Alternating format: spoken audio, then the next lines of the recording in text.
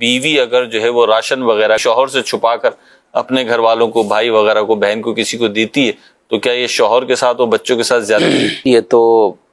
زیادتی کیا، یہ تو ناجائز کام ہے، اور یہ بھی ظلم ہی ہے شوہر کے ساتھ جو بلا اجازت اس طرح کی چیزیں وہ کسی کو آگے دینا۔ بات چیز ہوتی ہے کہ جو اجازت کے زمرے میں آتی ہیں کچھ نہ کچھ اس کی اجازت شوہر کی طرف سے ہی موجود ہوتی ہے۔ جیسے ہمارے یہاں نارمل کچھ صدقہ کرنا، کچھ ایسی چیزیں، یہ بھی لوگوں کی مختلف آمدنی پر ہو سکتا ہے کہ کسی کی آمدنی کم ہے، کسی کی زیادہ ہے۔ کسی کے یہاں خواتین باہر جاتی ہیں، مارکیٹ میں بھی کچھ خرید و فروخت کرنے گئیں اور وہیں پر جا کر اگر انہوں نے کچھ صدقہ کر دیا، فقراء پہ تصدق کر دیا تو اس کی اجازت ہوتی،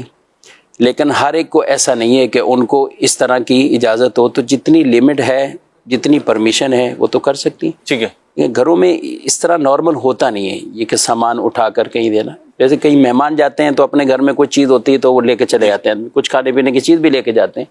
تو اس کا دار و مدار اسی پر ہی ہے کہ کتنی ان کو اجازت ہے، اور اگر اجازت نہیں ہے اور بالخصوص جس پیرائے میں یہ سوال کیا گیا ہے تو یہ تو پھر جائز نہیں۔ ٹھیک ہے مفتی صاحب، یہ تو آپ نے ایک شرعی جواب تو آپ نے ارشاد فرما دیا۔ یہ ایک پہلو اور بھی میں چاہوں گا کہ اس کی بھی وضاحت ہو جائے لگے ہاتھوں، کہ بعض اوقات بیوی کو یا اس کے گھر والوں کو اذیت دینا مقصود ہوتا ہے، خود ویل آف ہے، ماشاءاللہ کھاتا پیتا ہے، اور پھر کوئی پرابلم بھی نہیں ہے، کسی اور کو دے دو، اپنے بھائی کو نہیں دینا، اپنی بہن کو نہیں دینا، اپنی ماں کو نہیں دینا۔ تو یہاں پہ شوہر کو کیا نصیحت کریں گے؟ فقہی مسئلہ تو آپ نے بیان فرمایا۔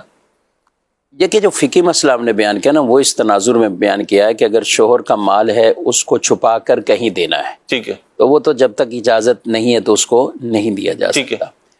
جہاں تک یہ ہے تو اسلام کی تو پہلی ترجیح اور فوقیت ہی یہی ہے کہ اگر شوہر واقعی اس پوزیشن میں ہے کہ ماشاءاللہ کہ اچھا ہے پیسوں کے اعتبار سے بھی،